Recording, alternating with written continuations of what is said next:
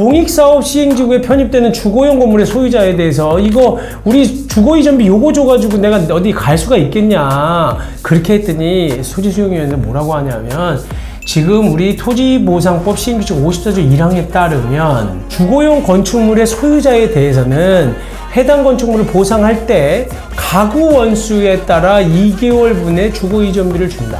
2개월분만 주겠다는 거예요. 2개월분.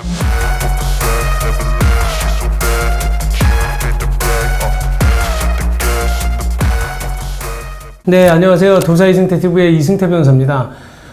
이번에도 수용이에요, 수용인데 재결서 이것도 또 하나 보여드리면서 설명드리는데 지난 시간에 말씀드린 거랑 조금 달라요. 이건 뭐냐면 주거이전비 달라. 내 주거이전비를 갖다가 좀 보상해줘야 되는 거 아니냐. 이런 부분이 있어서 주거이전비 부분은 어떻게 그러면 재결서에서 나타나고 있는지 한번 볼게요. 기본적으로 여기도 똑같이 재개발 정비사업조합이에요. 근데 그러고 보면 참 재개발 사업이 이게 저는 이렇게 토지보상법이라는 강력한 무기를 갖고 해야 되느냐. 물론 주민들도 원해요.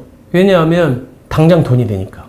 그리고 실제로 그거를 생각하고 또 투기 세력들이 들어오는 게 있기 때문에 뭐 맞는 것 같기도 하지만 한번 생각해 보시면 인구는 점점 주는데 진짜 나중에 집들이 과연 어느 정도까지 유지가 될 수 있을까? 나중에 공급 초과가 되는 날이 올 가능성은 없나? 그런 걱정도 좀 해봐요. 왜냐하면 우리가 이런 아파트들 지으면 당연히 아파트 그냥 기본적으로 30년, 40년 가잖아요. 40년을 산다고요? 그러면 오히려 아파트는 좋다 쳐요. 다른 단독주택들은 나중에는 한 10년 지나면 재건축도 안 해, 못해. 서울 시내에 있는 거, 아니면 도심에 있는 거 빼놓고. 왜냐면 누가 들어오지도 않아, 이제 정말로 지금은 서울이 확대된다, 너무 서울만 땅값이 오른다 하지만 일부 도심 지역, 살기가 좋은 지역 빼놓고는 나머지는 전부 빈집 투성이가 될 것 같다는 거예요. 어쨌든 여기 보면 사업시행자는 별지 1목록 기재 토지를 수용하고 나머지 2목록 기재 물건은 이전해라. 여기도 쭉 나오는 겁니다. 적법성은 제가 항상 얘기 드리는 것처럼 이렇게 해서 여기 사업인정고시가 있는 날 결국 도정법에는 사업시행 인가고시일이라고 보기 때문에 그날을 기준으로 해서 수용 권한은 취득한다. 공익사업시행지구에 편입되는 주거용 건물의 소유자에 대해서 이거 우리 주거이전비 요거 줘가지고 내가 어디 갈 수가 있겠냐 그렇게 했더니 소지수용위원회 뭐라고 하냐면 지금 우리 토지보상법 시행규칙 54조 1항에 따르면 주거용 건축물의 소유자에 대해서는 해당 건축물을 보상할 때 가구 원수에 따라 2개월분의 주거이전비를 준다. 2개월분만 주겠다는 거예요. 2개월분. 근데 다만 이 사람들이 요 사업지구 내에 실제 거주하지 않거나 무허가 건축물인 경우에는 또 안 주겠다. 그러니까 실제 거주해야지만 주고 무허가 건물 아니어야 된다는 거고요. 그 다음에 같은 법 2조에는 또 뭐라고 되어 있냐면 이것 때문에 사업시행 때문에 이전하게 된 세입자는 얼마를 주겠어요? 희한하게 여긴 또 4개월치를 줘요. 세입자는 더 주겠다는 거야. 소유자는 안 주고. 어쨌든 건물의 세입자로서 근데 무상으로 거주하는 거주를 포함으로 하고 기본적으로 가구 원수에 따라 4개월분의 주거이전비를 보상해야 된다. 다만 이것도 무허가 건물 등에 입주한 세입자로서 사업인정 고시일 당시 또는 공익사업을 위한 관계법령에 따른 고시일, 그러니까 쉽게 얘기하면 사업인정 고시일 당시 1년 이상 거주한 세입자에 대해서는 주거이전비 줘라. 왜냐하면 이렇게 얘기를 듣는 경우가요. 일부러 그 사업 지구 내에 있지도 않은 사람이 만약에 사업한다, 공익사업한다 그러면 들어와. 주거이전비 받으려고. 그리고 무상으로 살고 있는 사람도 배상해 준다 그랬잖아요. 그러니까 가구원수에 따른 주거비 받기 위해서 들어오는 거예요. 그러니까 돈 몇백만 원 받는데 공짜로 짜고 하는 사람이 하도 많으니까 이런 거 하는 거고, 일부러 옛날에는 이런 제한 없을 때는요. 여기 공익사업 한다 그러면 갑자기 집죠? 무허가로. 그거 돈 받아내려고. 영업한다고 하고. 이런 부분들 때문에 실질적으로 제한을 이렇게 둔 것이다라는 거고요. 그리고 또 여기 보면 이제 그래서 이런 법리에 따라 검토해 보니까 주거이전비는 실질적으로 객관적인 자료가 제시된 경우에 주거이전비 주는데 이 사업시행자로 하여금 협의가 진행됐다는 거 이루어지지 않아서 또 못 주겠다. 그러니까 이건 재결 신청이 있으면 주겠다. 한마디로 수용 재결 신청이라고 하는 건 협의가 이루어진 부분에 대해서 수용 재결을 따져본다는 거예요. 그러니까 협의도 안 이루어졌던 거기 때문에 사업시행자한테 빨리 협의해라. 그리고 나서 협의가 안 되면 그때 재결 신청하는 것으로 해라. 그렇기 때문에 여기서 못하겠다. 이렇게 허탈하죠. 뭔가 줄 줄 알았더니 이렇게 배상을 한 거예요. 그러니까 결국 이것 때문에라도 이의제기를 나중에 또 해야 되겠죠. 그 다음에 어떤 분이 이런 것도 주장이네요. 기본적으로 법에 보면 휴직보상비도 실제로는 주게 돼 있어요. 이게 뭐냐면 사업인정고시일 당시에 이제 이 지구 사업장 내에서 3개월 이상 근무한 근로자에 대해서는 구분해서 휴직보상비를 주도록 되어 있는데 이것도 지금 따져보니까 그 재결 신청이 이루어지지 않았기 때문에 못 주겠다. 그러니까 한마디로 협의가 먼저 안 됐기 때문에 못하겠다. 그래서 이 얘기는 무슨 얘기냐면 여러분들도 토지 수용 절차가 오면 협의하자고 오거든요. 무조건 협의 안 하겠다라고 하는 게 좋은 것도 아니에요. 일단 금액이 있든 없든 간에 뭐 내 마음에 들지 않든 간에 협의는 해봐야 나중에 수용제기를해서도 받을 수가 있는 거예요. 안 되면 이렇게 협의도 안 이루어졌기 때문에 수용제기 신청도 안 한다니까요. 우리는 막 답변을 해. 억울하다. 법을 모르니까 억울하다고 막 답하면 뭐예요. 토지수용위원회에서는 한다는 얘기가 아니 협의가 이루어지지 않을 때 토지수용위원회로 오는 건데 협의도 안 됐기 때문에 우리 재결의 대상도 아니야. 협의하고 다시 와. 시간만 끌잖아 자꾸. 그러니까 협의를 적극적으로 하시라는 거고요. 영업보상도 실제로 또 우리가 휴업보상이라는 게 있어요. 그러니까 내가 여기서 장사를 하고 있었는데 나가라 그러면 나는 돈 어떻게 받느냐. 이런 영업보상에 대한 부분들도 지금 여기에서 어떻게 재결하고 있는지를 한번 보면요. 공익사업의 시행으로 인해서 영업장소를 이전해야 되는 영업손실은 어떻게 따지냐. 이거는 기본적으로 휴업기간에 해당하는 영업이 영업용 자산을 운영해야 될 거 아니에요. 내가 만약에 여기서 치킨집을 하다가 갑자기 나가라 그래서 나가야 되면 영업이익이라는 게 뭐예요?